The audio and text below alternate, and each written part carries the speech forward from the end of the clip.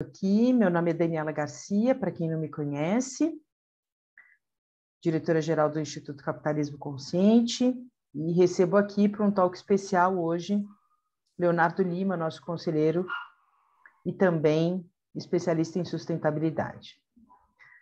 Que a água é um importante recurso para a manutenção da vida do planeta, todos nós já sabemos. Mas existem, para vocês terem uma ideia, 1 em cada 3 pessoas que ainda não têm acesso à água potável neste planeta.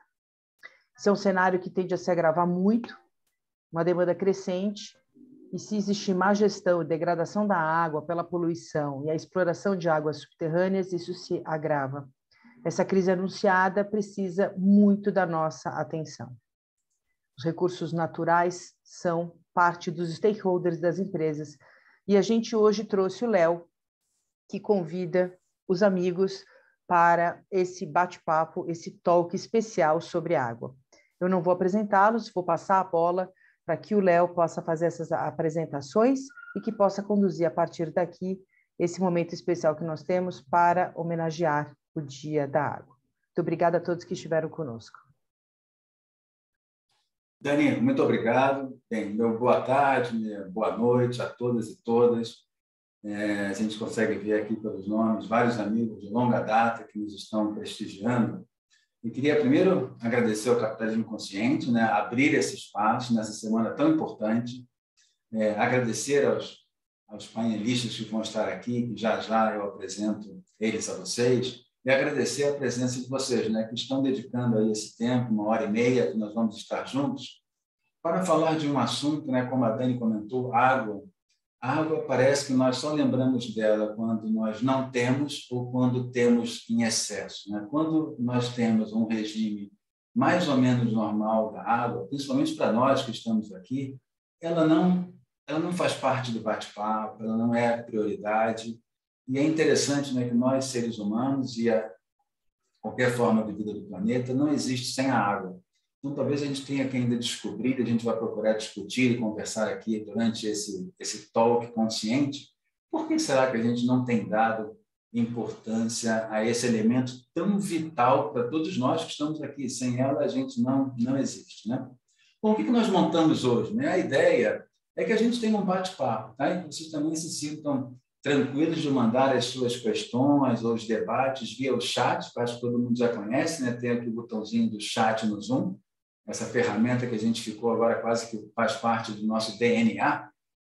E antes de começar e chamar os meus queridos amigos e amigas aqui no painel, eu queria tomar a liberdade de comentar com vocês, vou como se fosse aí longe de ser alguém dos jornais televisivos, mas nós fizemos um apanhado de fatos, primeiro das Nações Unidas e depois do Instituto Trata Brasil, para ver e comentar com vocês se vocês acham também que vale a pena destinar essa 1h30 a esse assunto ou não.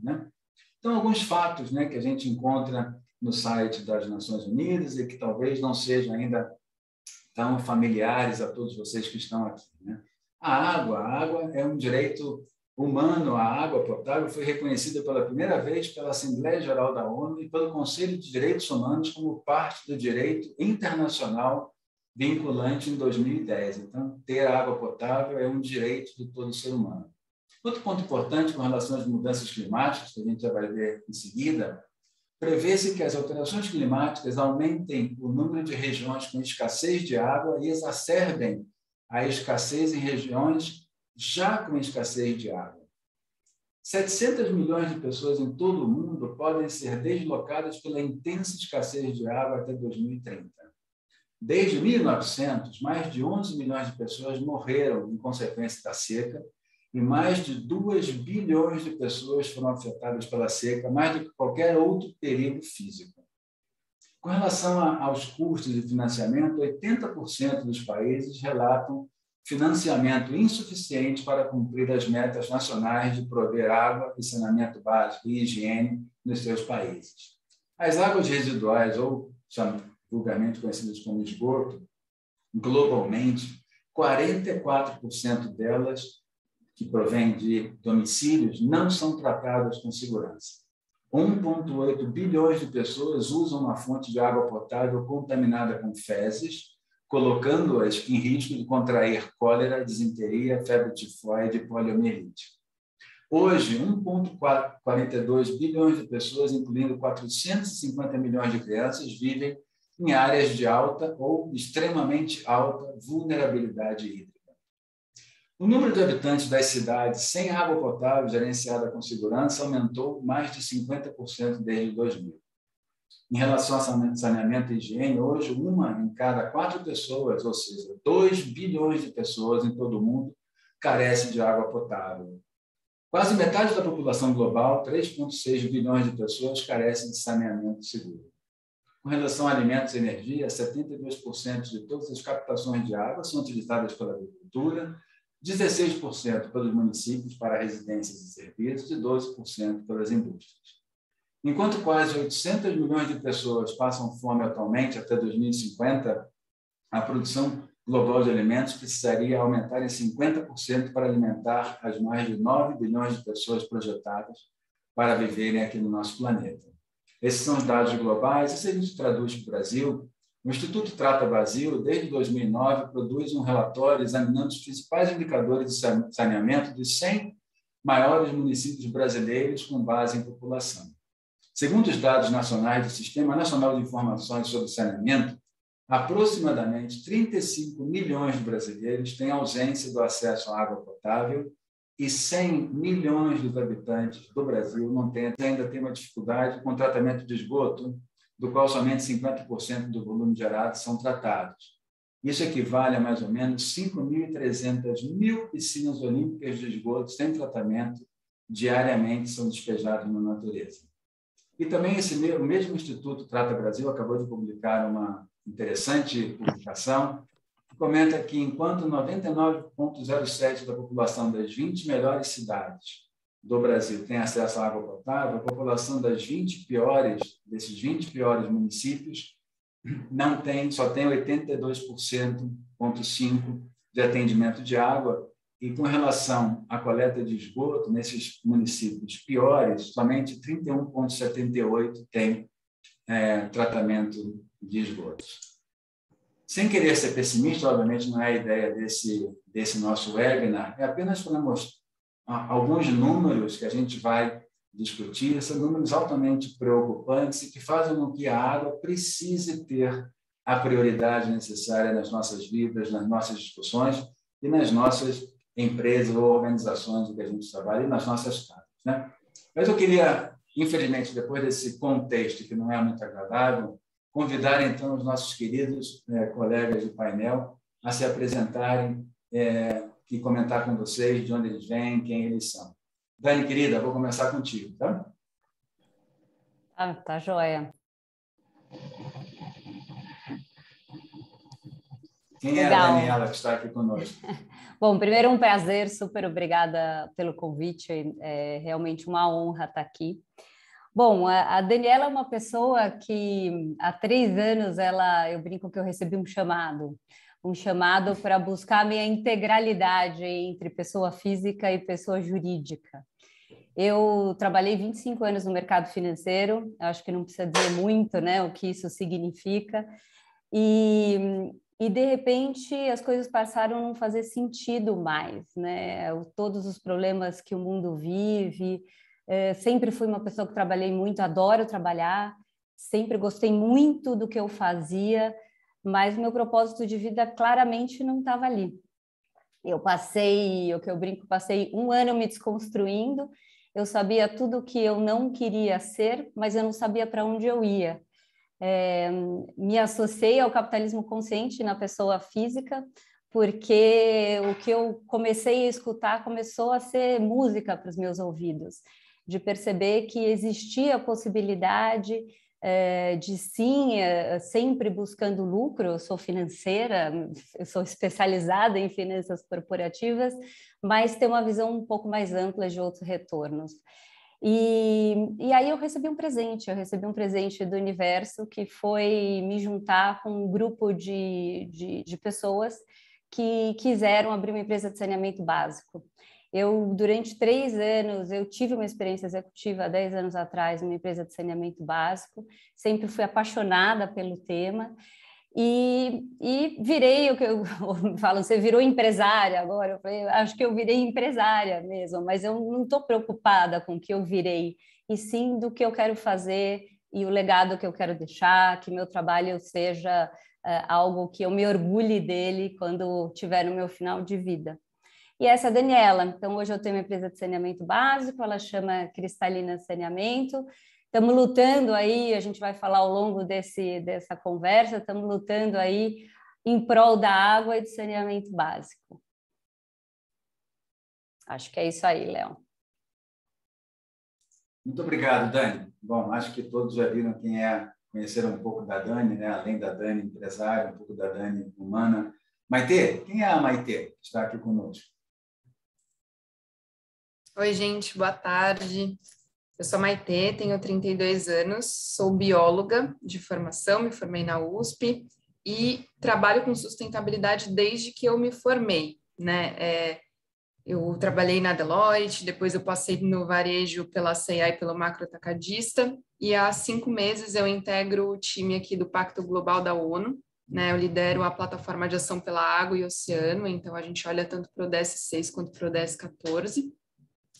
E a minha ligação com a água, eu diria que, né, com o meio ambiente no geral, vem desde criancinha. Eu lembro né, deu com 2, 3 anos, o meu avô me mostrando a enciclopédia dele de vida selvagem, me levando para parques e a gente indo caçar moranguinhos silvestres, indo em cachoeira, no mar. Então, eu sempre tive uma ligação muito forte e todas as minhas decisões, né, ao longo da minha trajetória profissional foram em me aprofundar, me profissionalizar e me capacitar para trabalhar com isso, né? Meu chamado, digamos assim, ele veio muito, muito cedo. A gente brincava, né, que, pô, você vai fazer biologia, você não vai ganhar dinheiro. A minha família me enchia um pouco o saco em relação a isso, mas no fim foi a decisão mais acertada da minha vida, eu diria. Eu não me arrependo nem um pouco da trajetória que eu tive, e trabalhar com sustentabilidade tem sido um desafio, lógico, porque a gente tem muito o que fazer, mas também um grande prazer em poder conectar com todo esse time e com muita gente aí com boa vontade para fazer a diferença. Obrigado, Maitê. Bem-vinda. Mari, quem é essa Mariana que está aqui conosco? Tudo bem, gente? Boa noite a todos. Um prazer ter recebido esse convite, estar aqui com pessoas tão incríveis para falar de um tema que eu sou também totalmente apaixonada, que é a água, né? Eu sou a Mariana, eu tenho 34 anos, também sou mãe de 2 crianças, a Marina e o Henrique, que são pequenininhos, um tem 4, outro tem 2 anos. Então, sou formada em biologia também pela UFRJ, né, Federal do Rio de Janeiro, e entrei na faculdade achando que eu ia fazer biologia marinha, né, porque eu já surfava e tinha essa paixão pelo oceano. E durante a faculdade acabei me encantando pela ecologia e pelas águas continentais, e me formei na ecologia com um trabalho de como que o uso do solo impactava a distribuição, né, do fitoplâncton, né, que são aquelas microalgas que vivem em todas as águas, né, que tem espalhadas aí, sejam continentais ou oceânicas. Então, como que o uso do solo podia impactar na diversidade desse ecossistema, né? E foi um trabalho muito gratificante, que abriu muito meus olhos para essas questões públicas. E aí, na época, eu tive uma pequena questão com trabalhar no acadêmico, porque eu queria fazer mais impacto, eu queria gerar mais impacto, e eu sentia que o conhecimento acadêmico, muitas vezes, ele demora muito para chegar nos gestores públicos, nos tomadores de decisão. Então, eu estava na dúvida se eu fazia mestrado, estava prestando um processo seletivo para a Ambev nessa mesma época. Eu lembro de falar para minha mãe, o que eu faço, né? E se a Ambev me ligar, eu entro na Ambev? E aí eu pensei assim, se for para meio ambiente, eu vou entrar, porque eu tenho certeza que com uma empresa desse tamanho eu vou poder gerar muito impacto positivo. E aí me ligaram, me chamaram, eu lembro de conversar com vários professores também que me apoiaram e falaram assim, o mestrado você sempre vai poder voltar e fazer, entendeu? Não perde essa oportunidade. E eu entrei na Ambev, então, há 11 anos atrás. De lá para cá, eu trabalhei em diversas funções, mas, por incrível que pareça, sempre atrelada à água. Então, meu primeiro desafio foi reduzir o consumo de uma unidade, de uma planta, né, que estava com consumo alto na época. Fiz um trabalho super legal, chamou atenção. Aí, depois fui virar especialista na América do Sul, viajei diversas operações, América do Sul, no Caribe, até em Cuba eu fui para reduzir o consumo de água das nossas operações. E depois fui passando por outras funções e hoje eu estou como gerente de sustentabilidade aqui, liderando o tema de água na companhia, e também sou co-líder na Câmara Temática de Água do CEBEDES e participo aí também junto com a Maitê no Pacto Global. Então, meu objetivo é, de fato, assim, levar esse tema tão relevante para mais pessoas, né? Influenciar mais empresas também para essa causa. Bom, bem-vinda, Mari. Super obrigado aí por estar conosco. Bom, deixando aqui por último, existem aqueles homens elásticos, né? Eu acho que esse que vem aí é o homem-água, né? Porque é um homem-água. Samuca, quem é esse Samuel que está aí conosco? Boa noite, Léo. Queria cumprimentar aqui você, um grande parceiro, a Daniela, a Mariana Appel, da Ambev, super parceira também, uma parceria já de longo prazo com a Ambev, quase uma década, a Maitê com o Pacto Global, a Daniela, boa noite a todos, ou boa tarde ainda para quem estiver no fuso nos escutando. Bom, sou Samuel Barreto, sou biólogo de formação, mas antes de ser biólogo, há mais de 30 anos, eu era voluntário, na época ainda não tinha ensino médio, era o ginásio, colégio, de uma entidade chamada CEACOM, Centro de Estudos Ambientais para a Conservação da Natureza, e na época a gente conseguiu uma conquista muito importante, eu como voluntário e com todas as pessoas que estavam ali, ambientalistas, proibindo a pesca de cetáceos no Brasil, como baleias que estão em extinção, ou golfinhos. Então, aquilo me inspirou, mostrando como que as nossas ações podem fazer transformações positivas. E depois fui voluntário também na SOS Mata Atlântica, na faculdade me formei em biologia, depois entrando na área de limnologia, que é o estudo de água doce, também aprendendo, né, sobre a dinâmica dos sistemas aquáticos e a importância disso. Você estava falando, né, Léo, no início, de todo esse desafio, eu adicionaria a esse desafio que é exatamente os sistemas aquáticos que estão sendo mais impactados, mais do que o terrestre e o marinho, talvez por uma capacidade menor de resiliência, cerca de 84% desses sistemas foram perdidos, né? E não é à toa que é um dos riscos globais identificado pelo Fórum Econômico Mundial, né, no seu relatório exatamente de riscos globais, porque afeta a todos nós. Então, fui estudar mais essa parte hídrica da ecologia das águas, da gestão da governança. E minha história ela é basicamente no terceiro setor. Trabalhei quase 10 anos na Fundação SOS Mata Atlântica, iniciando um trabalho de monitoramento de água, envolvendo grupos da sociedade civil, formando várias organizações, lideranças ao longo da bacia do Rio Tietê. Isso coincide com a Lei Paulista das Águas. Hoje, inclusive, temos deputados aí, prefeitos, organizações ambientais que foram criadas, né? Grupos ecológicos, grupos de escoteiros, padres, ou seja, a sociedade envolvida nessa missão. E depois também passando pelo WWF por quase 13 anos e agora na TNC.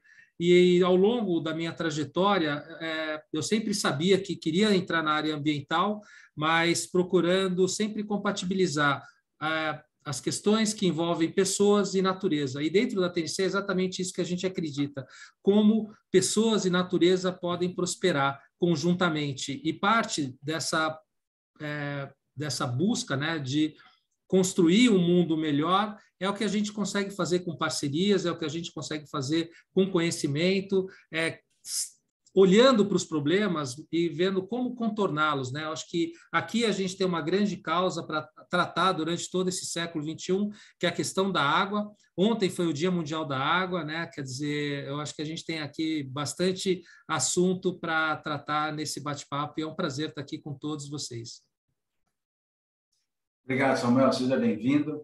Queria só comentar com vocês, então, um pouco acerca desse Léo que está aqui com vocês. Bom, eu, depois de 43 anos de vida corporativa, em julho do ano passado, decidi dar vazão aos meus sonhos, que já não cabiam dentro de uma organização. Então, saí e fundei uma organização chamada Dreams and Purpose, em que eu quero colocar os meus sonhos em benefício da sociedade. É o que eu venho fazendo, é o que eu pretendo fazer até quando eu tiver que passar para algum outro plano. Tá? Mas, para não tirar aí o protagonismo desses nossos queridos convidados, vamos começar, então, o nosso bate-papo. Tá? Samuca, eu vou começar contigo, então. Tá? Gostaria de começar abordando o tema água na sua forma mais macro, tá? A gente olhar um pouco bem de longe. Creio que todos estamos todos os dias escutando e vivenciando as mudanças climáticas. Na sua visão, como a água influencia ou é influenciada por esse fenômeno de mudança climática, por favor? De toda forma, né? No século passado, o crescimento populacional ele triplicou. O consumo da água ele sextuplicou. Então, aumentou em 6 vezes durante todo o século XX. Até 2050, a gente tem uma previsão de aumento no consumo da água em torno de 50% no mundo. Nos BRICS, países como o Brasil, essa média é de quase 80%. E aí a gente tem um dos fatores que faz com que essa conta não feche. Quando você estava comentando, né, todos aqueles dados, parece que a gente está passando o cartão de crédito sem limite, né? A gente vai passando e a gente vai entrando nesse cheque especial da natureza, nesse cheque especial da água. Então, primeira coisa, usamos mais do que a capacidade de repor. E, ao mesmo tempo, existem distorções incríveis, né, de pessoas que ainda não têm nem acesso à água potável. Só no Brasil, 35 milhões, no mundo, mais de 2 bilhões de pessoas, fora a questão do saneamento, né? Então, a poluição, o uso desenfreado, e também a degradação do ambiente e talvez a questão mais estruturante, que é o modelo mental de achar que as obras, a engenharia, vai dar conta de resolver todos os problemas de escassez. Associado a isso, a gente tem os impactos das mudanças climáticas. Então, não tem mais dúvida, os fenômenos eles já estão acontecendo com mais intensidade, ou seja, isso que voltou a acontecer em Petrópolis, toda a seca ao longo de 2021, 2020, que a gente passou, principalmente nas regiões Sudeste e Centro-Oeste, que afetou a conta de luz, né? Quer dizer, são fatores que a gente vai perceber cada vez mais e com mais intensidade. Então, está no nosso dia a dia. Isso afeta a segurança hídrica, a segurança alimentar, a segurança energética. E o ponto é como em escala, ter uma resposta significativa. E parte dessa resposta é buscar exatamente a recuperação das bacias hidrográficas, porque em água não adianta a gente ter o limite administrativo. A água não sabe quando está saindo de um município indo para outro município, saindo de um estado indo para outro estado, saindo de um país indo para outro país. A unidade de planejamento da bacia hidrográfica das águas é a bacia hidrográfica. E no Brasil nós temos um importante instrumento que esse ano completa 25 anos, que é a Lei das Águas, a Lei 9433, que inclusive está sob ataque. Eu acho que a gente vai ter oportunidade aqui de falar sobre isso. Inclusive tem uma pergunta aqui no chat que no momento que você achar adequado a gente pode falar sobre isso, que é uma das questões que altera essa Lei das Águas, né? Então, é uma lei absolutamente fundamental, inovadora, porque ela traz, além desse conceito do planejamento de bacia, a integração, a descentralização e a participação.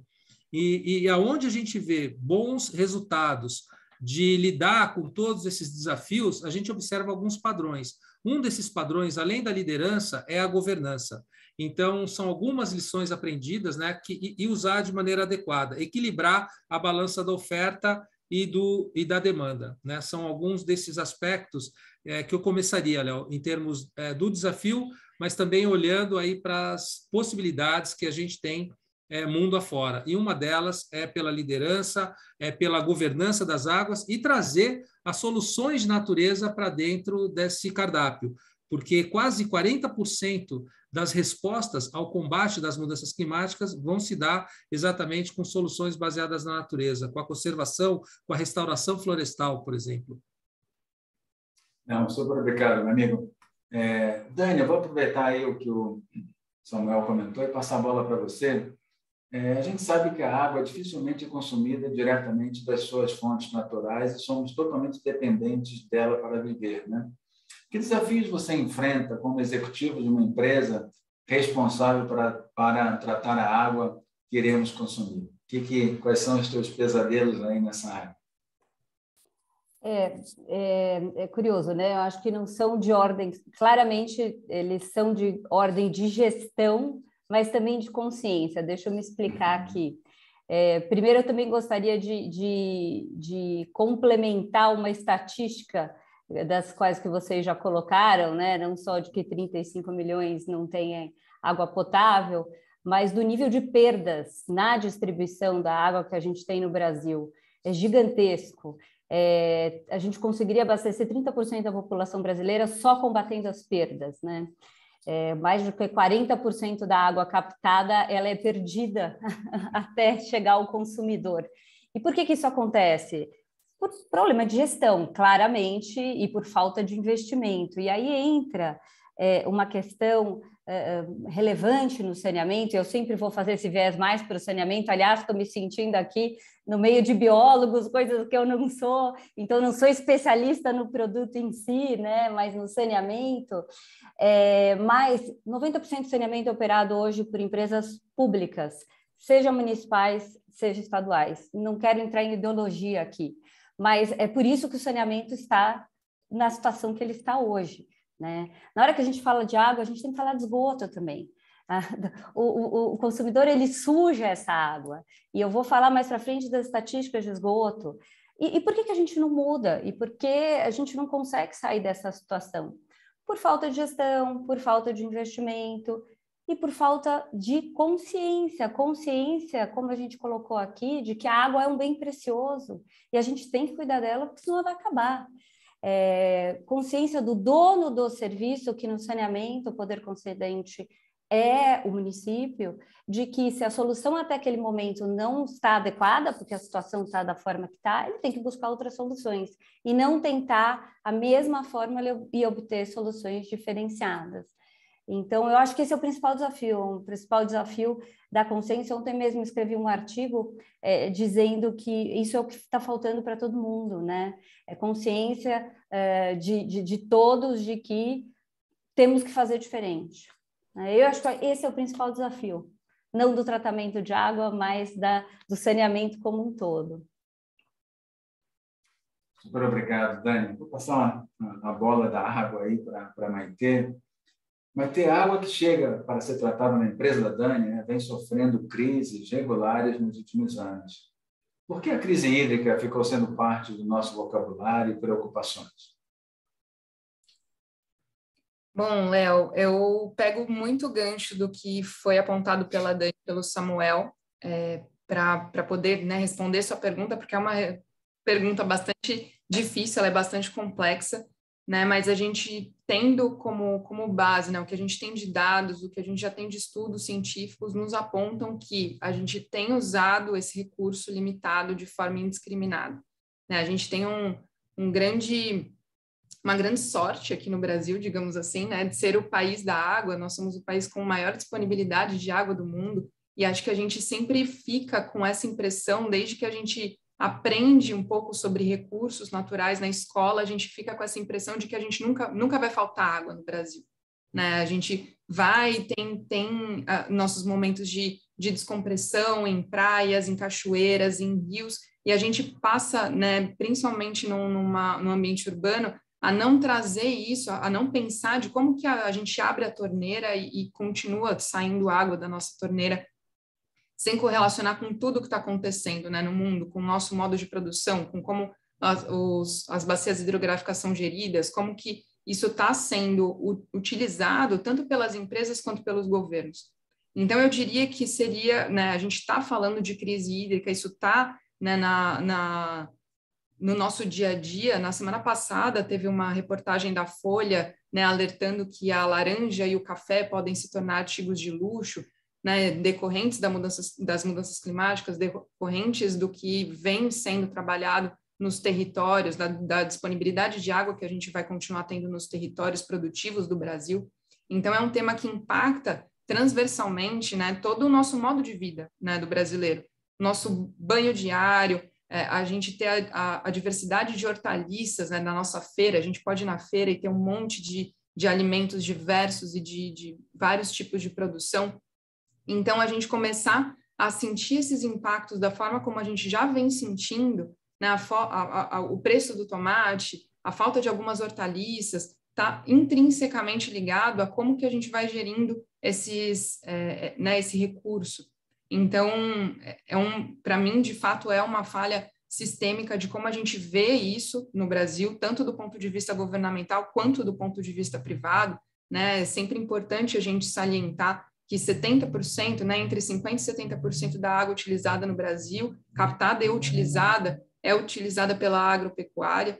Então, a gente precisa, né, trazer esses tomadores de decisão, essas empresas, esses negócios a bordo dessa discussão, para a gente poder tomar os caminhos necessários, né? Que é um assunto que como, né, o Samuel comentou, perpassa o social e o ambiental. A gente não está falando de um tema só ambiental aqui, tem um impacto na vida de milhões de pessoas no Brasil, e ele tem a seriedade, né, a gente precisa da seriedade necessária para colocar todos esses pontos na mesa.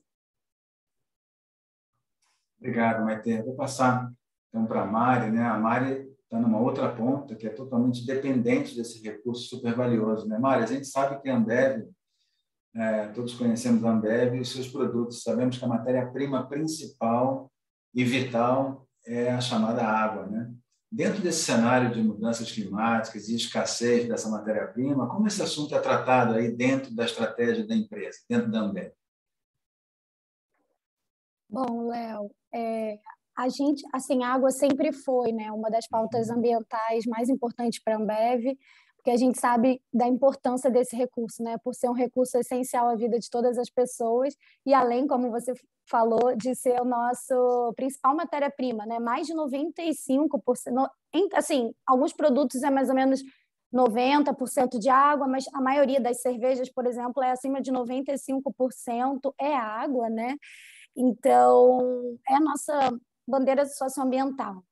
E aí, um número que sempre me chama muita atenção, que assim, acho que vale a pena falar, é que nós, né, somos feitos de água, né? 70% do nosso corpo é água.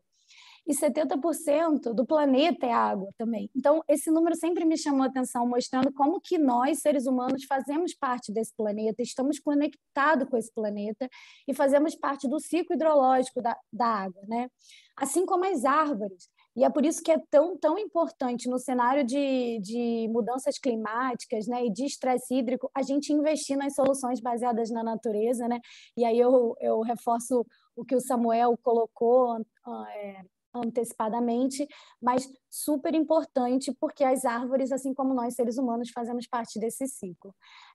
E a gente, como uma empresa que consome água e produz bebidas, muitas vezes que servem até para hidratar, né, além de outros usos, a gente reconhece os impactos que o nosso negócio podem causar no ciclo da água e na água, por isso a gente valoriza muito as ações que promovem tanto a manutenção da qualidade de água, tanto a parte que auxilia a economia desse recurso, né, com ações internas e externas, que eu vou contar um pouquinho para vocês, e também levando água para quem não tem acesso, né, que é uma outra iniciativa nossa que eu também vou contar um pouquinho. Então, a preservação, o tratamento, o reuso dos recursos hídricos, né, tratamento e reuso de recursos hídricos, além da ampliação do acesso à água, são pilares centrais na nossa visão de sustentabilidade corporativa. E aí, falando de economia, né, o que a gente sempre divide muito assim, o que a gente faz para dentro e para fora, mas falando de economia de água, nos últimos 18 anos, eu gosto de compartilhar esse dado porque a gente tem muito orgulho, trabalhei bastante tempo com isso também, a gente reduziu o consumo de água para produzir as nossas cervejas em mais de 50%, né? Sendo hoje tipo, referência dentro do setor de bebidas, a gente consome em média 2,4 litros de água para cada litro de cerveja, de produto envasado, e esse número ele ainda é menor nas regiões de estresse hídrico, onde a gente tem operações, né, que são regiões já que tem já esse tema de escassez hídrica mais relevante. A gente tem metas mais desafiadoras para reduzir ainda mais o consumo.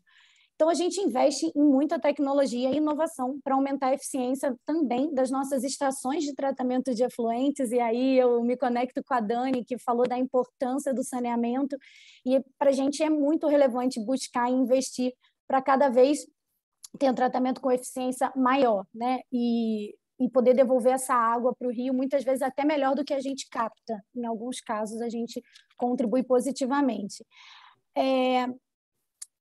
O que mais? A gente investe também todo ano e bastante recurso na parte de soluções de tecnologias para reutilizar a água, ou para reduzir, reutilizar e reciclar a água dentro do nosso processo. Então, hoje, a gente já tem plantas que utilizam o efluente tratado, ele passa por um sistema de ultrafiltração, membranas, e retrata essa água, volta para o nosso processo como água de serviço, então fica como num circuito fechado. Então, são iniciativas que ajudaram a gente a atingir esse alto índice de redução aí nos últimos tempos. Né? E um ponto muito relevante também é escutar os nossos colaboradores, né? A gente sempre fala da questão da escutativa, né? A gente escutar eles e apoiar, implementar as ideias que eles têm para reduzir o consumo de água é muito legal, porque você envolve o colaborador e eles trazem muitas ideias relevantes para o nosso negócio. Isso possibilita que a gente padronize uma ideia que às vezes surgiu numa operação e pode replicar, né, hoje nas quase 40 operações que a gente tem só no Brasil, por exemplo, e a gente faz ainda esse projeto de padronização e compartilhamento de boas práticas a nível global. Então, com isso, a gente consegue ampliar essa ação. Acho que, além disso, assim, quando a gente pensou o que a gente pode fazer a mais, né? Isso foi muito olhando para dentro, né? O que a gente podia fazer a mais.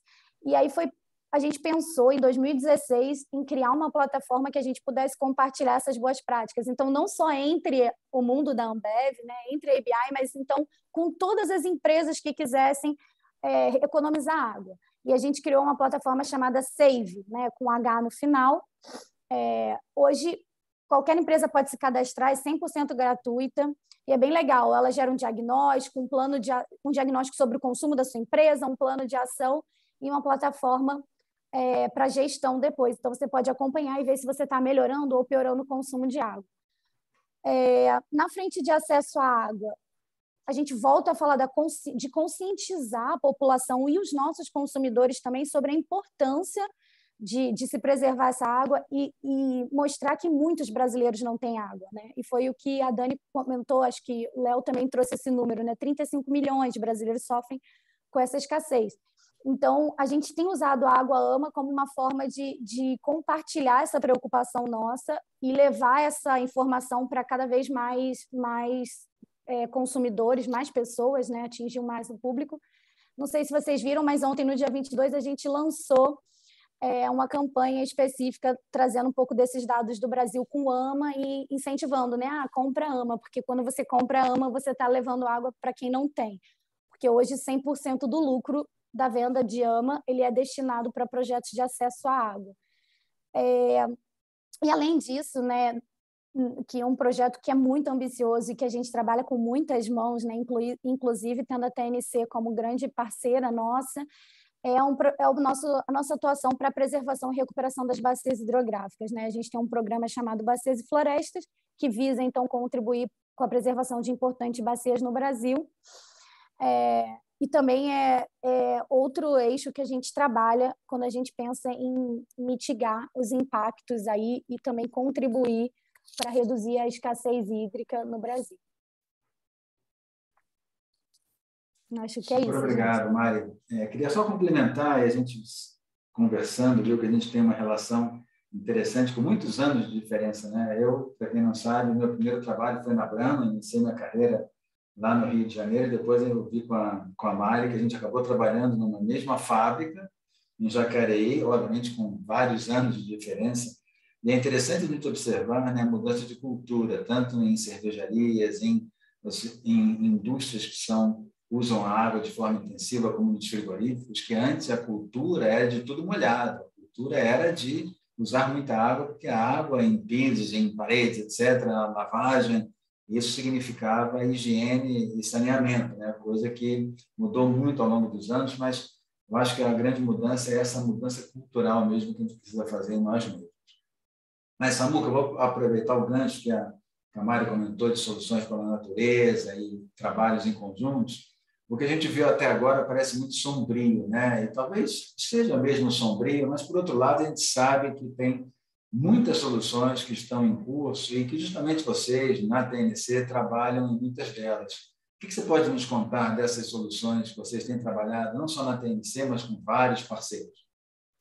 Então, nessa balança, né, Léo, que a gente procura equilibrar entre a oferta e a demanda, é poder olhar para a paisagem, porque a paisagem ela tem uma função, inclusive uma função ecológica. Na medida que a gente faz um planejamento de paisagem, e lembrando, né, que nas cidades essa água hoje vem a dezenas de quilômetros de distância. Aqui da cidade de São Paulo, chega a mais de 100 quilômetros. Tem projetos já olhando para buscar água a mais de 200. Então, a gente acaba repetindo um ciclo, né? Quer dizer, que achando que é sempre essa a solução, sem olhar para as fontes, sem olhar para a proteção dessas fontes. Então, quando a gente está falando em planejamento de paisagem, a gente está falando como que, por exemplo, uma floresta, um manejo adequado do solo pode ajudar a manter, inclusive, parte desse ciclo da água, fazendo com que essa água possa infiltrar no solo, evitando provocar erosão, escoamento superficial e todo esse estrago, né, que acontece com a vida das pessoas também. Além de perda de solo no ambiente rural, que a gente perde qualidade de solo, essa areia, essa terra vai parar dentro de um corpo d'água. Então, é importante ter esse planejamento, olhar para as áreas prioritárias, não perder aquilo que existe hoje, lembrando que só na Mata Atlântica a gente já perdeu mais de 90% da cobertura florestal original, né? Portanto, a gente verifica também que não é só a questão da poluição, do excesso do uso, mas também dessa mudança do uso do solo, que é uma das perguntas que está aqui no chat, inclusive. Então, reorganizar esse planejamento da paisagem, seja no ambiente urbano e principalmente na área rural, é muito importante para a gente conseguir recuperar essa capacidade da saúde das bacias hidrográficas. Então, esse é um primeiro ponto, é o que a gente faz em áreas também importantes. A gente já vem atuando na Mata Atlântica, em parte de áreas do Cerrado. Então, um dos projetos, vou citar aqui o projeto de São Paulo, que atende hoje mais de 16 milhões de habitantes. Só nessa região, a gente perdeu mais de 70% da cobertura florestal. Uma das ações é manter a floresta que está lá. A outra é recuperar áreas prioritárias. Quem vive aqui lembra muito bem do que a gente passou em 2014, 2015, com a maior seca do estado.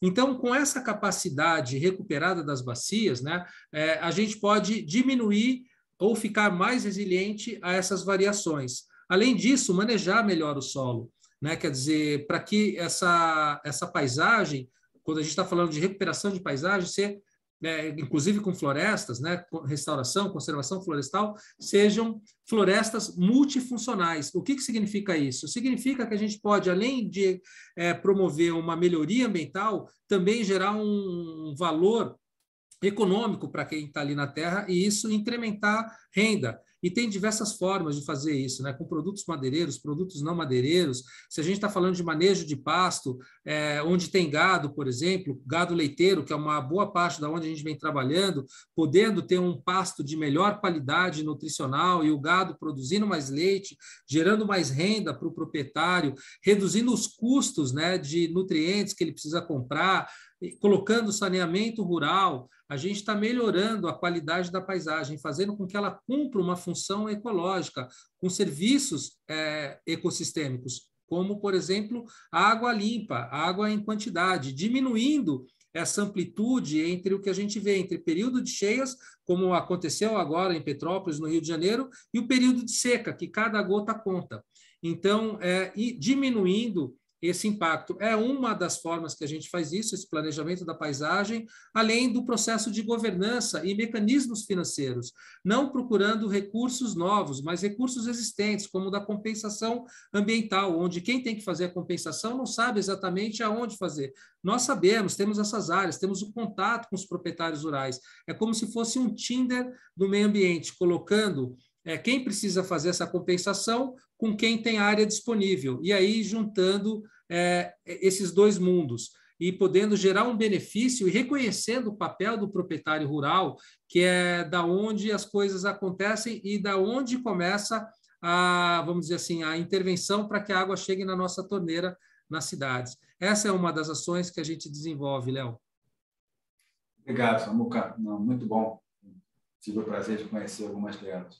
Mas, Dani, vamos voltar para você. A gente já viu que o tratamento e disponibilização da água é vital para a nossa sobrevivência. Mas, por um outro lado, a gente sabe que toda a água que vocês tratam, ela vai virar uma água residual ou esgoto.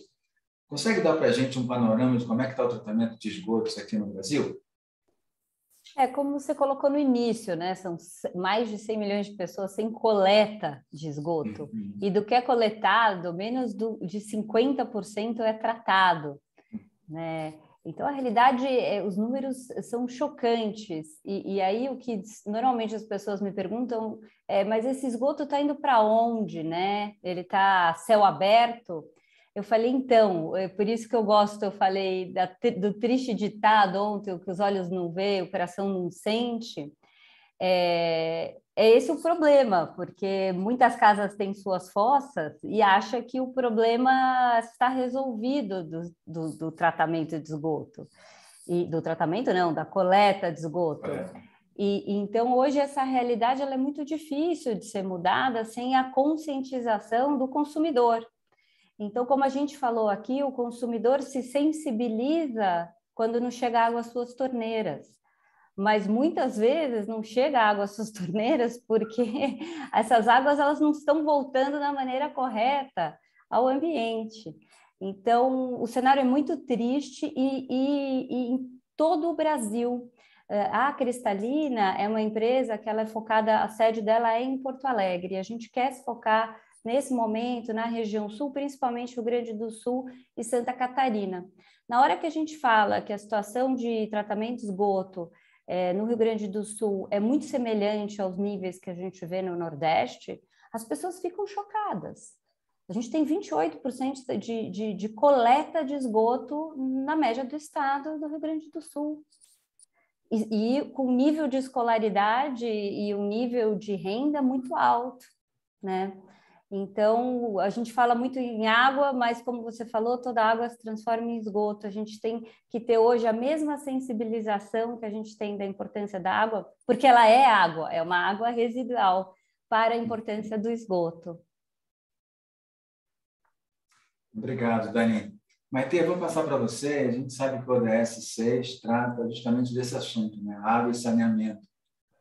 Você pode nos trazer das ações globais e no Brasil sobre esse assunto, desde o ponto de vista justamente do Pacto Global, onde você está?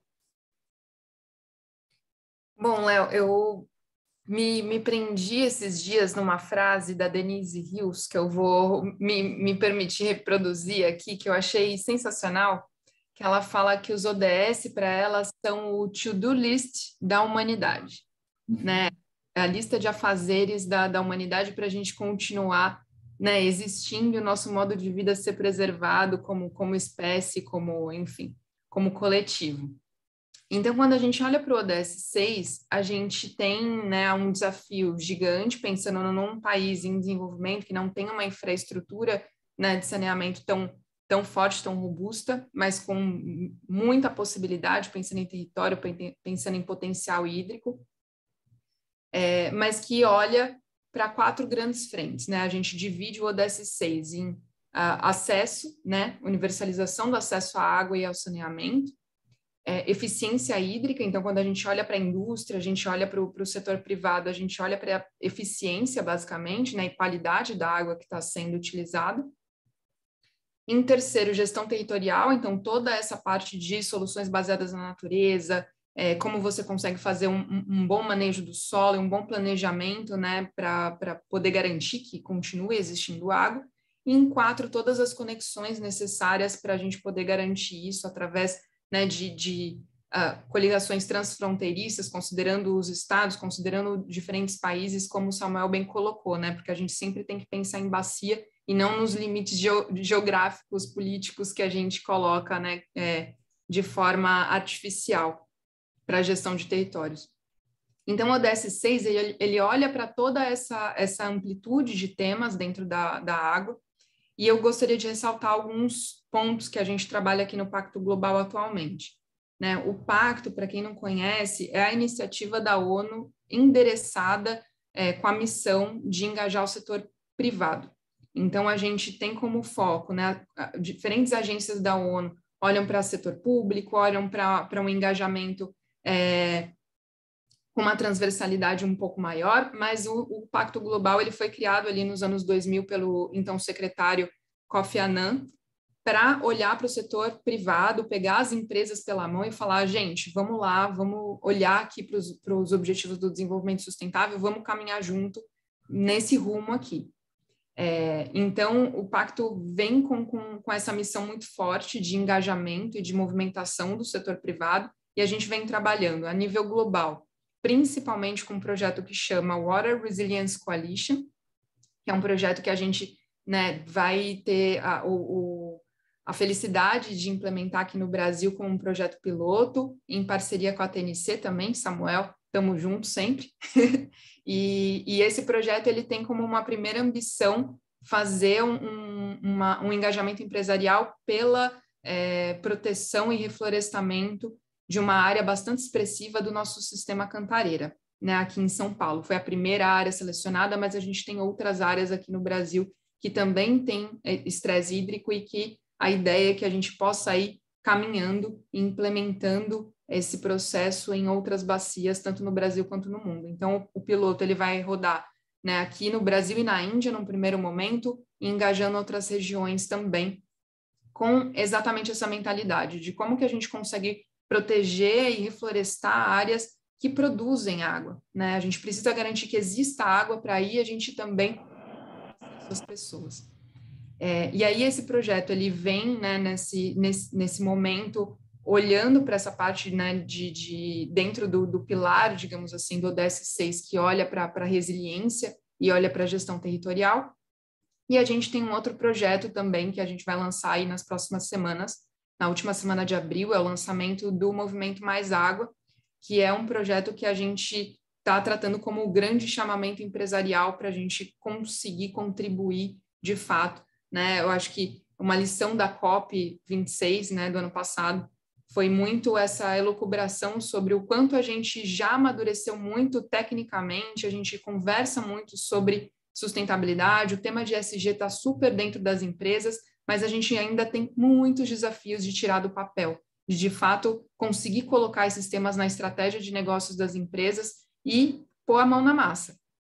Então, o Movimento Mais Água vem para olhar esse todo, então a gente olha para todas as metas do ODS 6 e a gente quer, de fato, agregar o que TNC está fazendo, o que WWF está fazendo, o que o Water.org estão fazendo, o que a Coca-Cola está fazendo, o que a Ambev está fazendo. A gente vai convidar todos esses atores para a gente conseguir ter uma ideia da completude de tudo que está sendo construído em relação à água e de que forma a gente consegue avançar de forma sistemática e consistente até 2030 para cumprimento da Agenda 2030.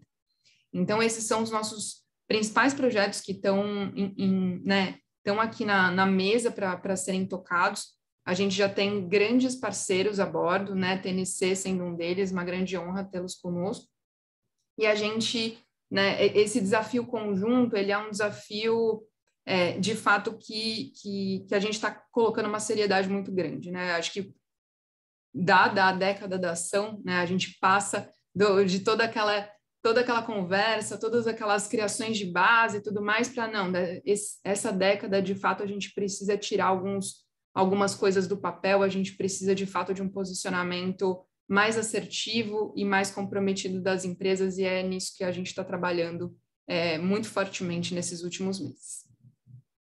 Muito obrigado, Maite. É muito bom saber aí dessas ações do Pacto Global. Eu vou pegar um gancho justamente no teu comentário, né, desse to-do list da humanidade, e perguntar para a Mari como tem sido para a Ambev trabalhar também além dos muros para esse assunto água, né? Ela comentou muito dentro dos muros, mas e para fora? Como tem sido, Mari? Bom, Léo, com certeza trabalhar para fora dos muros nos temas que tangem a sustentabilidade, né? Eles não só são importantes, como eles são essenciais, né, para a gente. A gente tem até um programa de aceleração de startups que chama Aceleradora 100 Mais. E por que ele chama 100 Mais, né? Porque a gente fala, a gente quer estar aqui para os próximos 100 anos e muito mais. Então, a gente tem que olhar para a sustentabilidade, né?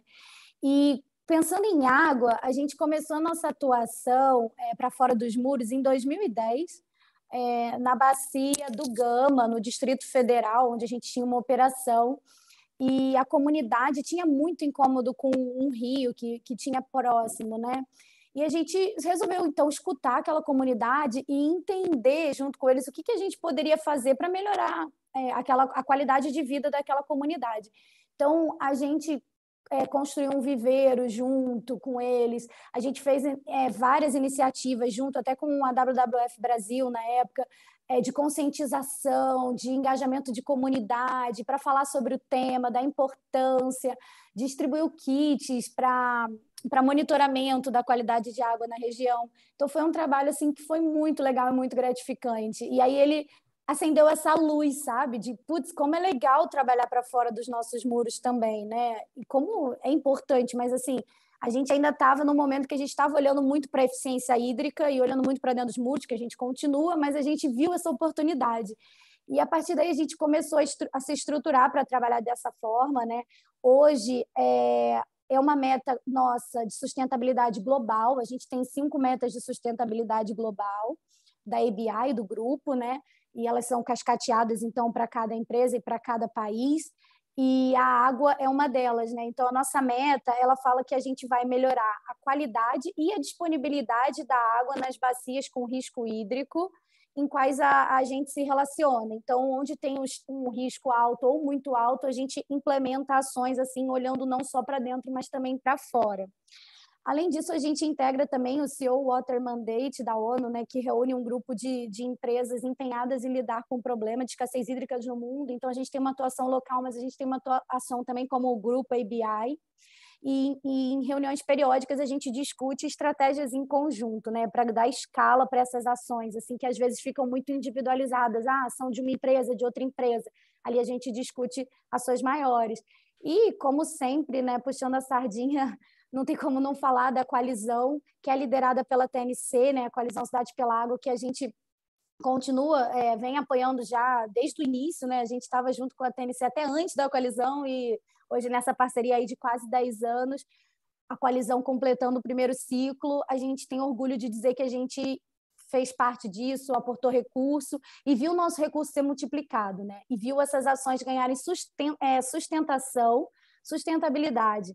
Então, não é simplesmente vamos lá e vamos restaurar uma área degradada. Não, vamos trabalhar na governança disso, vamos entender se é esse mesmo o que aquela localidade precisa e vamos amarrar isso com políticas públicas para que, de fato, tenha sustentabilidade aquelas ações, né? E como o Samuel comentou na fala dele, o PSA hoje é um super importante instrumento para dar sustentabilidade aí para esse tipo de trabalho. Então, é um trabalho que a gente acredita muito e, como setor privado, a gente sempre que pode leva esses temas também para as outras empresas e para os nossos fornecedores, tentando cada vez engajar mais pessoas em prol dessa agenda.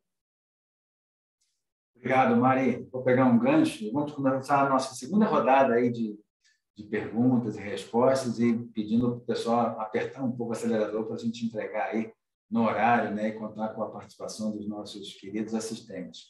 Samuel, a gente viu que empresas que no mercado são concorrentes para assuntos pré-competitivos como a água, essas mesmas empresas têm buscado trabalhar em conjunto. Poderia comentar como tem sido coordenar esse esforço multi-stakeholder, chamado justamente, como a Mari comentou, Coalizão Cidades pela Água?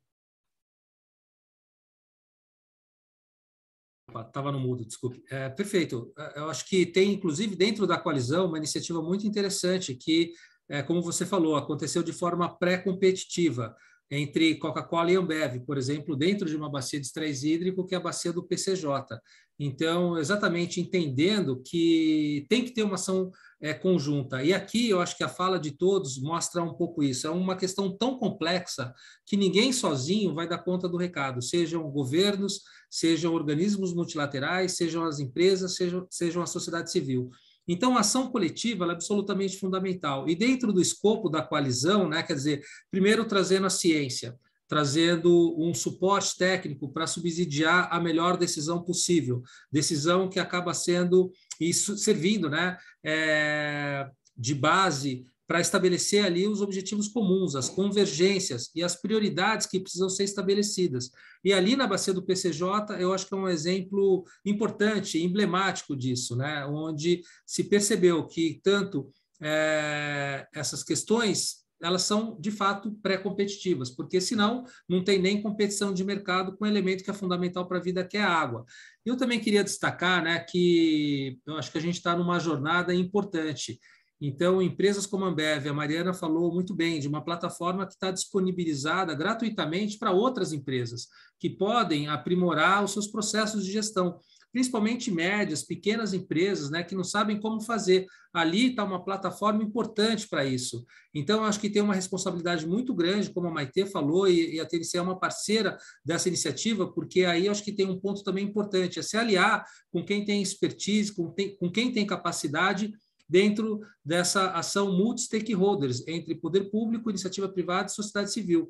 E eu acho que a gente tem boas experiências genuínas, né? Quer dizer, que tem compromissos estabelecidos, compromissos transparentes, metas, alocações de recursos, né? E essas evidências. E um dos resultados que a gente conseguiu também chegar na coalizão depois de 5 anos foi arrecadar 28 milhões de reais. Mas com esses 28 milhões, nós alavancamos mais de 240, quase 10 vezes mais.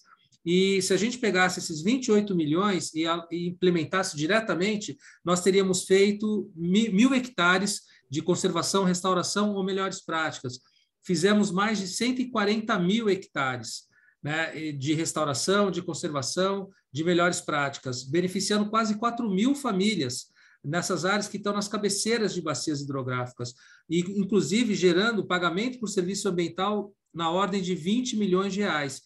Isso ainda consideramos que é um grão de areia diante dos desafios, mas eu acho que são resultados inspiradores que mostram que a gente está num caminho correto. E é nessa trilha que a gente tem que insistir, nesse engajamento cada vez maior do setor corporativo, do poder público, da sociedade civil, buscando, inclusive, combinar instrumentos inovadores, como o da água, como o do carbono, e aí mirar na solução, né? Quer dizer, os ODS, eu acho que a Maitê colocou muito bem, né? Esse to-do list da humanidade é um guia, e, principalmente, eu acho que colocar de uma maneira propositiva, inspiradora e engajadora da sociedade. Eu acho que a gente tem uma grande oportunidade, só no setor do saneamento, Léo, são 500 bilhões de reais necessários para serem investidos, com empregos que a gente pode colocar também para proteger a natureza, para recuperar as bacias hidrográficas, para recuperar as florestas. Então, eu acho que é aí que a gente tem que concentrar um pouco a nossa capacidade e esforço de ação conjunta.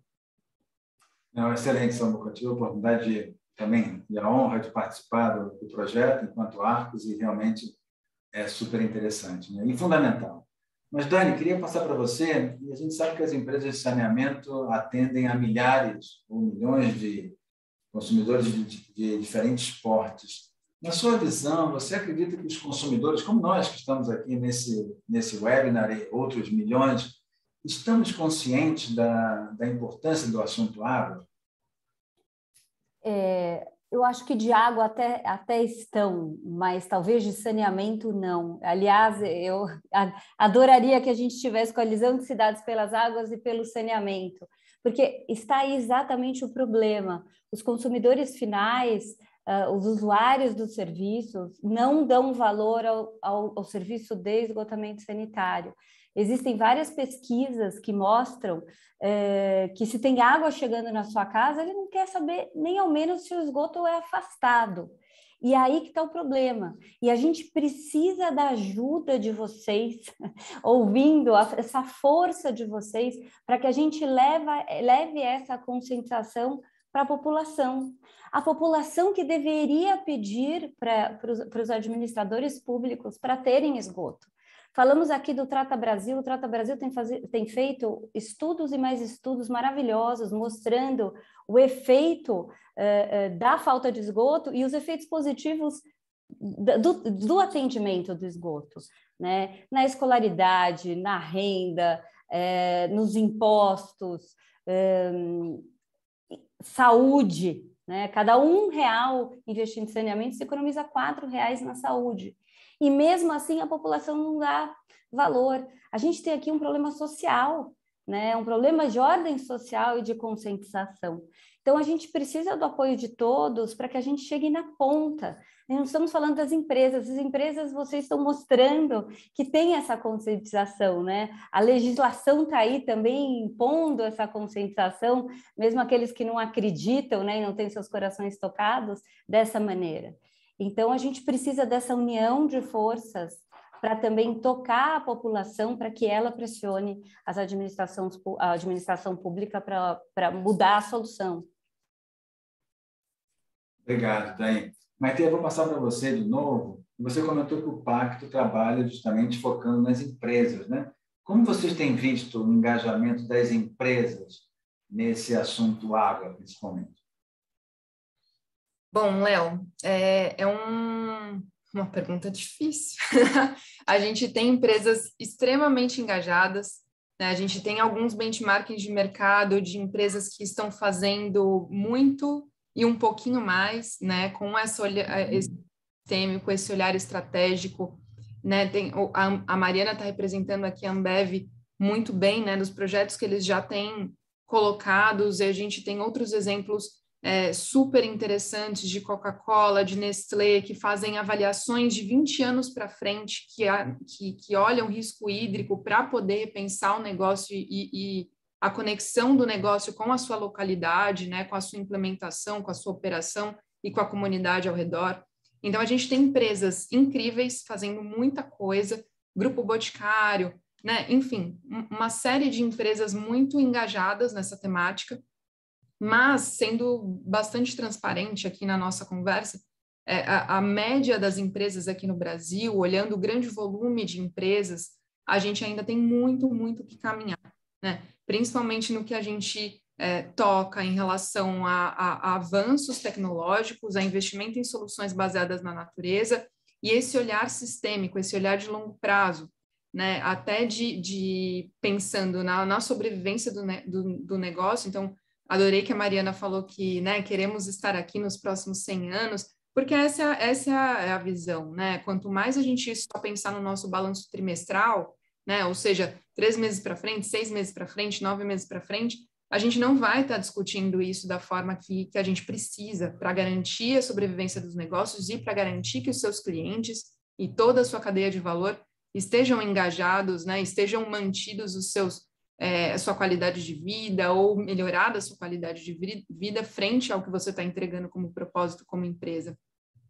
Então, é um desafio muito grande, né? A gente tem hoje uma conscientização super grande em relação a clima dentro da discussão dentro das empresas.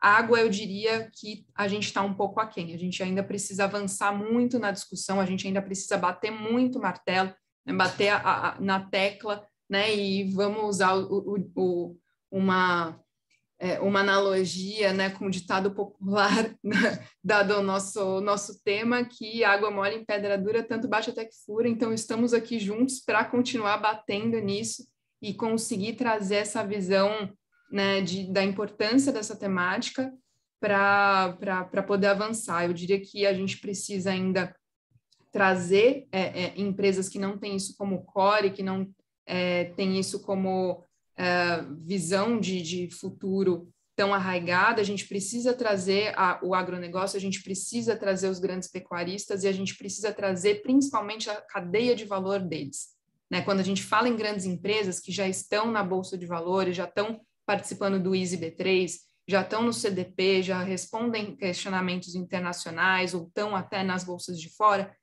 as empresas já têm ali todo um arcabouço que as impulsiona e que as motiva a caminhar nesse avanço. quando a gente está falando da nossa cadeia de valor aqui no Brasil, que corresponde a, sei lá, entre 80% e 90% das empresas brasileiras que estão ali gerando emprego, gerando valor, essa discussão não chegou neles. A gente precisa ainda trazer isso para ser disseminado de fato nas cadeias, né? Para os pequenos agricultores, os pequenos proprietários, as empresas, as indústrias, né, de base, as indústrias que fazem uma parte do seu processo, né, esses prestadores de serviço, todo mundo precisa entrar na mesma lógica. Então, quando a gente olha para uma empresa do porte da Ambev, de um porte de uma Braskem, do porte de uma Nestlé, o trabalho que vem sendo feito, né, por essas empresas para poder disseminar a visão de sustentabilidade na sua cadeia já progrediu muito, e a gente ainda, com certeza, tem muito ainda que trabalhar, muito serviço pela frente. Obrigado, Maite. Queria aproveitar também o que você comentou sobre a Ambev e passar para a Mari e fazer uma conexão entre dois temas que a gente tem visto. Um, o objetivo do nosso webinar, água, e outro que a gente também mencionou sobre ESG. E acho que a Ambev, através do projeto AMA, conseguiu reunir esses dois itens. Mari, consegue comentar conosco como é que surgiu essa ideia dentro da Ambev e como ela vai hoje? Sim, consigo sim. AMA é o primeiro negócio, né, social de uma empresa, de uma grande empresa brasileira. Surgiu em 2016 a partir de uma reflexão que foi promovida pela UNES Social Business, né, que estimula empresas a pensarem em negócios sociais. E a partir do problema social, que é a falta de água potável, né, para os brasileiros, a AMA é uma iniciativa brasileira. A gente juntou a nossa experiência da companhia, da Ambev, em construir novas marcas com o ODS 6, né, do desenvolvimento sustentável, que a gente já falou aqui no webinar, que fala em garantir a disponibilidade e manejo da água e do saneamento para todos, e assim a gente criou a Água AMA. Água AMA, então, 100% do lucro dessa água ele é doado para os projetos que levam água potável para quem não tem, né? E hoje, com mais de 339 mil pessoas beneficiadas com o nosso programa, mas o nosso objetivo é levar água potável para 1 milhão de brasileiros até 2025. Então, hoje a gente está em 339 mil, mas a gente tem um plano para escalar isso, incluindo até vendas, né, para poder arrecadar mais recursos, para a gente impactar, então, positivamente a vida de 1 milhão de brasileiros. Esses projetos hoje estão espalhados em 10 estados no Brasil, né? A gente tem 12 parceiros, sendo os principais aí a Vina, o Cisar, a DIP e a Água Camelo, que é uma startup que a gente está acelerando no nosso programa de aceleração, super legal. Com outra oportunidade, queria compartilhar com vocês, mas vai demorar muito. Então, a gente está em 41 municípios, beneficiando 57 comunidades, tá? E o que é legal trazer também é que não é só água, né? A gente acaba trazendo também junto o aumento da frequência escolar e a redução de doenças de veiculação hídrica. Então, são dois co-benefícios assim, super gratificantes com esse projeto social. A gente tem muito orgulho mesmo da Água AMA. Mari, super obrigado.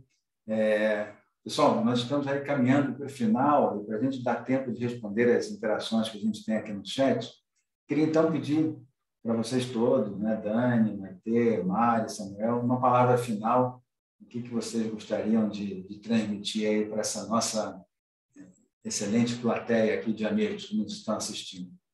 Dani. Sempre eu, primeira? Como eu falei, né, e aí inspirada no artigo que eu coloquei ontem, né, eu acho que está na hora de que o que os olhos não vê, o coração tem que sentir urgentemente para o saneamento, né? Eu acho que a gente tem que se unir como ser humano, a gente vive na era da colaboração e a gente tem que unir forças para que essa situação mude. Então, o que eu gostaria de ver, eu brinco, né? Toda hora eu falo assim, gente, a Globo coloca ali, o agro é pop, a gente tem que ter a água e saneamento tem que ser pop também. Então, o meu desejo final aqui é que a gente consiga, de fato, sensibilizar todo mundo como ser humano para a gente mudar essa situação. Excelente, obrigado, Dani. Maite. Obrigada a você. E da sua parte? Bom, da minha parte, né, e falando também um pouquinho do pacto, eu quero me colocar à disposição mesmo para o que vocês tiverem de ideias, né, não só aqui os colegas que estão, né, dividindo aqui o palco conosco, mas também, né, os demais colegas que estão nos assistindo. O Pacto Global, ele é uma plataforma de construção conjunta, né, como o Samuel havia comentado, esse é um problema tão grande, tão complexo, que a gente não tem pretensão de resolver sozinho e ter todas as respostas. E a possibilidade que a gente tem de construir isso coletivamente dentro, né, do Pacto Global é, de fato, genuína, esse é o nosso propósito. Então, fiquem à vontade para me contatar, para, né, entrar em contato com o Pacto Global, porque nós teremos o maior prazer em apoiá-los nas provocações de vocês, nas ideias de vocês, para construir esse futuro melhor para todos nós. Obrigado, Maite. Mari. Bom, gente, eu acho que a palavra que fica também para mim é colaboração, né? Fazendo aí das palavras da Dani e da Maite as minhas, acho que elas falaram super bem, parecido com o que eu... com o que eu penso. Eu só queria complementar que a gente tivesse esse olhar de ser humano, de entender que a gente faz parte de um planeta que é 70% água, nós somos 70% água, e a gente está dentro desse ciclo, a gente precisa cuidar desse recurso, preservar esse recurso nas nossas casas, nos nossos trabalhos, acreditar realmente em ações de construção coletiva e ações que visam a preservação da natureza, né? Então, investimento em infraestrutura verde, né, ou as soluções baseadas na natureza é fundamental também quando a gente fala nesse tema, e muitas vezes ele é invisível, né? Para muita gente, as pessoas às vezes também têm dificuldade de entender qual que é a relação da floresta, da preservação dos solos nisso tudo. E tem um estudo muito legal que eu cito aqui para quem não teve oportunidade, talvez, de ver e tem interesse, que é do Instituto Escolhas, que eles falam da mudança do uso do solo, reduzindo a disponibilidade hídrica na região metropolitana de São Paulo, né? Então, hoje, acho que a disponibilidade hídrica na região metropolitana de São Paulo é super crítica, né? Está em torno de 230 metros cúbicos por habitante por ano. E é isso, fica aqui as palavras de colaboração, de sensibilização também como mensagens finais. Obrigado, Mari. Samuca, está contigo. Suas palavras finais aí. Primeiro, agradecer, parabenizá-lo aí por promover esse debate. Queria trazer aqui um ponto, né? Muito feliz de ver aqui minhas colegas e também de falar que a questão da água é uma questão também de gênero, de equidade, e feliz por essa mesa, inclusive, ser majoritariamente feminina. A gente ainda tem uma questão de desequilíbrio nesse tema, não só na questão hídrica, mas também na questão hídrica. Então, a gente tem que sempre olhar para esse tema com cuidado, do gênero, da equidade, da inclusão e da promoção social. E falar, né, que aqui eu acho que a gente tem um caminho pela frente que é importante começar a agir. Dentro da TNC, a gente também está olhando para verificar como que a gente consegue, de forma também coletiva, gerar as mudanças sistêmicas, com as transformações estruturantes que é preciso. Mesmo que tudo isso que a gente tenha feito até agora seja muito legal, ainda não faz frente aos desafios que a gente tem pelo futuro. Então, a gente vai ter que repensar talvez uma nova forma. E, além disso, acho que também atuar para uma nova cultura da água. A gente está falando de mudanças de valores, de mudança de comportamento. Então, essa nova cultura da água, ela também é presente. E começa com qualquer ação que seja, mas que começa agora. Então, é um prazer estar aqui com todos vocês. Obrigado, Samuel. E antes de fechar, eu acho que nós temos uma interação aqui no chat da Patrícia, que logo no início colocou, justamente falando sobre a Lei 9.433, que você comentou que queria fazer um comentário, Samuel. Quer pegar essa, por favor?